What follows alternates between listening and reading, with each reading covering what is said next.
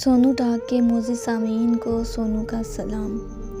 دوستو، شروع کرتے ہیں آج کی کہانی۔ ایک چھوٹے سے گاؤں میں شبنم نامی لڑکی اپنے بوڑھے ماں باپ کے ساتھ رہتی تھی۔ شبنم بہت خوبصورت تھی۔ پورے گاؤں میں اس جیسی خوبصورت لڑکی نہیں تھی۔ شبنم کا باپ کھیتوں کا کام کرتا تھا۔ گاؤں میں ایک چھوٹا سا پرائمری اسکول تھا اور ایک ڈسپنسری بھی تھی۔ ڈسپنسری میں اچھی طرح علاج نہیں ہوتا تھا، پر گاؤں کے لوگ اور کر بھی کیا سکتے تھے۔ ایک دن ایک نیا ڈاکٹر آ گیا جو نوجوان اور بہت ہی زیادہ خوبصورت تھا۔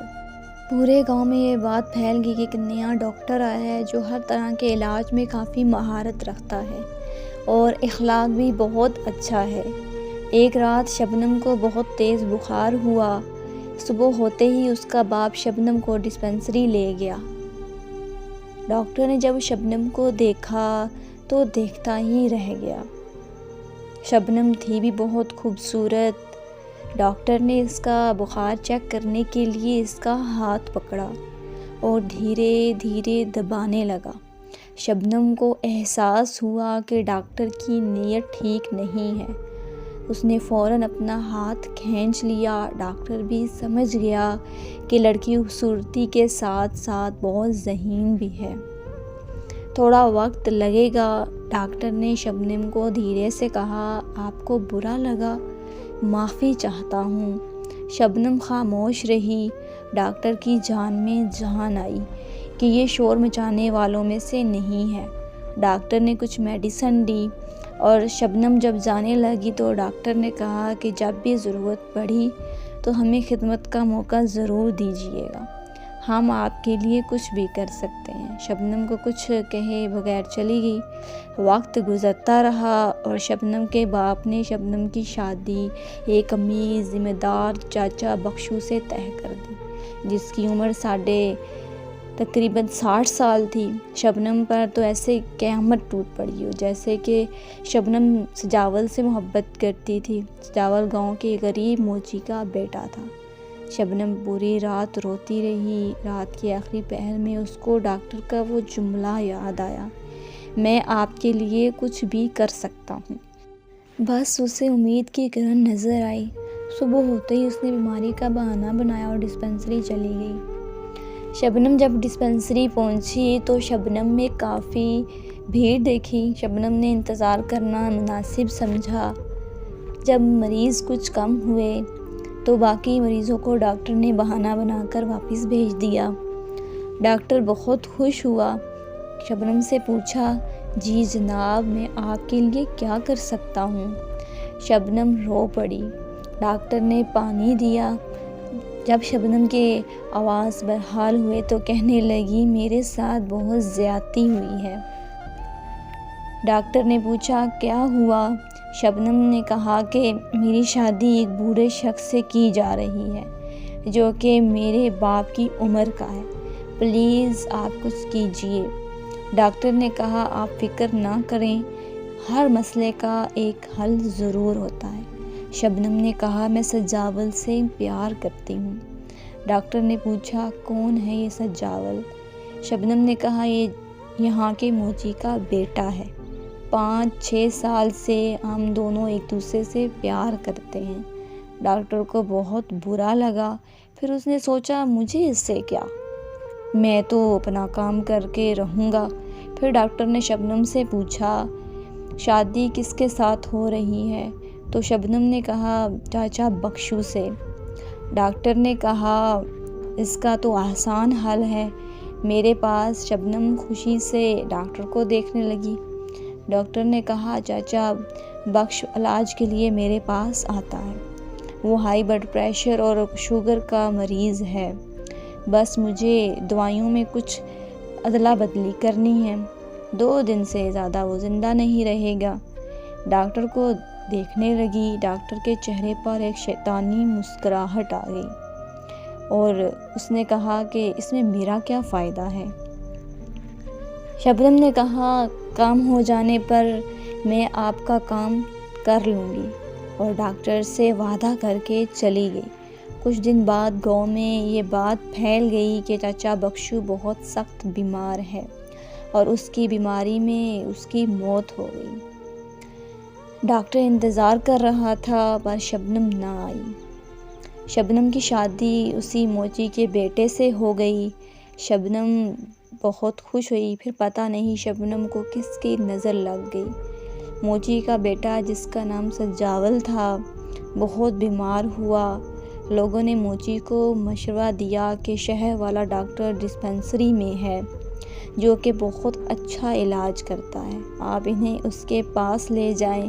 موچی نے اپنے بیٹے کو ساتھ لیا، ڈاکٹر کے پاس لے جانے کے لیے کہا۔ شبنم کو پتہ چلا تو اس کے رونگٹے کھڑے ہو گئے۔ شبنم نے کہا نہیں، کسی اور ڈاکٹر کے پاس اس کو لے جانا پڑے گا۔ موچی نے شبنم کو ڈانٹا، پورا گاؤں ڈاکٹر سے بہت متاثر ہے اور تم کہہ رہی ہو کہ ڈاکٹر صحیح نہیں ہے۔ شبنم خاموش ہو گئی اور پھر کچھ دیر بعد کہا کہ ٹھیک ہے، پر میں بھی آپ کے ساتھ چلوں گی۔ تینوں ڈسپنسری روانہ ہو گئے۔ ڈاکٹر نے جب شبنم کو دیکھا تو آنکھوں میں شکوہ کیا۔ شبنم کو بھی اپنا وعدہ یاد آ گیا۔ ڈاکٹر نے موچی کو دوائیاں لینے باہر بھیج دیا۔ سجاول اپنی تکلیف میں تھا، اس کی آنکھیں بند تھیں۔ ڈاکٹر نے شبنم سے کہا اب فوراً میرا کام کر دو ورنہ میں اس کا علاج نہیں کروں گا۔ شبنم رونے کے انداز میں ہاتھ جوڑ کر معافی مانگنے لگی، خدا کے لیے میرے شوہر کو بچاؤ، آج موقع نہیں ہے، میں 3 دن بعد ضرور آؤں گی۔ ڈاکٹر نے کہا چلو ٹھیک ہے، پر مجھ سے اور انتظار نہیں ہو رہا۔ شبنم نے ہاں میں سر ہلایا۔ اسی دوران موچی دوائیاں لے کر آ گیا۔ ڈاکٹر نے کچھ انجیکشن لگائے اور کچھ ضروری ادویات دے کر شبنم سے کہا پرہیز کا خیال کرنا۔ شبنم سمجھ گئی اور وہ تینوں گھر چلے گئے۔ سجاول پہلے دن سے کافی بہتر محسوس کرنے لگا۔ شبنم بھی اپنا کیا ہوا وعدہ بھول گئی۔ کچھ عرصے بعد پورے گاؤں میں ایک ہیضہ کا مرض پھوٹا۔ شبنم کو جس بات کا ڈر تھا وہی ہوا۔ سجاول بھی ہیضے کی زد میں آ گیا۔ موچی نے سجاول کو ڈاکٹر کے پاس لے جانے کے لیے کہا۔ اس بار شبنم کی آواز قطع ہو گئی۔ شبنم نے پوری کوشش کی ڈسپنسری نہ جانے کی، پر اور کوئی آپشن بھی نہیں تھا۔ موچی نے بہت غصے میں شبنم سے کہا کہ تم میری ماں مت بنو، جو بھی ڈاکٹر کے پاس گیا ہے وہ ٹھیک ہو چکا ہے، پتہ نہیں تمہارا دماغ خراب ہوا ہے کہ کیا مسئلہ ہے۔ شبنم خاموش ہو گئی اور پھر کہا چلو ٹھیک ہے، میں بھی تم لوگوں کے ساتھ چلتی ہوں۔ ڈاکٹر کو ہیضے کے بارے میں پتہ چلا تھا، وہ شبنم کا بے چینی سے انتظار کر رہا تھا۔ شبنم جب پہنچی تو ڈاکٹر کی آنکھوں میں غصہ اور شکوہ محسوس کیا۔ ڈاکٹر نے جلد مریضوں کو رخصت کیا اور سجاول کو لٹایا جو کہ بے ہوش پڑا تھا، اور موچی کو جان بوجھ کر ڈرپ اور دوائیات لینے کے لیے کافی دور بھیج دیا۔ شبنم ڈر کی وجہ سے سہمی ہوئی کھڑی تھی، ماتھے پر بار بار پسینہ آ رہا تھا۔ ڈاکٹر بولا اب آیا نا اونٹ پہاڑ کے نیچے۔ شبنم زمین کو دیکھ رہی تھی۔ ڈاکٹر اس موقع سے پوری طرح فائدہ اٹھانا چاہتا تھا۔ مسئلہ کافی گمگیر ہے، اس کی جان بھی جا سکتی ہے، ڈاکٹر نے فاتحانہ انداز سے کہا۔ شبنم کو اب سارے راستے بند دکھائی دیے، پھر بھی کوشش کی ڈاکٹر صاحب 3 دن بعد میں آؤں گی پکا۔ ڈاکٹر بولا نہیں، اب میں اتنا بھی بے وقوف نہیں ہوں۔ شبنم کو کچھ سمجھ نہیں آ رہا تھا کہ کیا کروں۔ اس نے ایک اور پنترا آزمایا، اگر سجاول کو کچھ ہوا تو پورے گاؤں میں چیخ چیخ کر بتا دوں گی کہ بخشو کو تم نے مارا ہے۔ ڈاکٹر کے ہونٹوں پہ ایک شیطانی مسکراہٹ پھیل گئی۔ پورے گاؤں کو پتہ ہے کہ بخشو بیمار تھا، اس لیے کچھ دن پہلے ہی اس کی وصیت بھی لکھوائی تھی۔ ہاں، اور اگر بیمار نہ بھی ہوتا تو تمہیں پورے گاؤں کو وجہ بھی بتانی ہوگی۔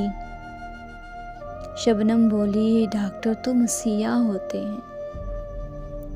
تم کیسے ڈاکٹر ہو؟ ڈاکٹر بولا، عورت ذات بھی بہت نرم دل ہوتی ہے، تم کیسی عورت ہو؟ اپنے پیار کے لیے ایک بے گناہ شخص کو قبر میں دھکیل دیا۔ آپ فیصلہ جلدی کرو، موچی آتا ہی ہوگا، میں اندر جا رہا ہوں۔ چاہو تو سجاول کے علاج میں میری مدد کرو، نہیں تو کچھ بھی ہو سکتا ہے۔ سجاول سے اتنا پیار کرتی ہو تو اس پیاری سی زندگی میں مجھے بس 10 منٹ دے دو اور باقی کی زندگی سجاول کے ساتھ گزارو۔ تمہاری زندگی پر اثر نہیں پڑے گا، کیونکہ گناہگار ہم دونوں ہیں، اور دل میں سوچا کہ یہ میرا پہلا گناہ ہوگا، کیونکہ بخشو اتفاقاً اپنی موت مرا تھا۔ اور اندر جانے لگا۔ شبنم کی آنکھوں پر اندھیرا چھا گیا، وہ بھی ایک ہارے ہوئے جواری کی طرح پیچھے پیچھے چلنے لگی۔ کچھ دن بعد سجاول بالکل ٹھیک ہو گیا۔ ٹھیک کیوں نہ ہوتا؟ شبنم نے اس کی زندگی کی پوری قیمت چکائی تھی۔ دوستو، یہ تھی آج کی کہانی۔ اپنی رائے کا اظہار کامنٹس میں ضرور کیجیے۔ ملتے ہیں ایک نئی کہانی کے ساتھ۔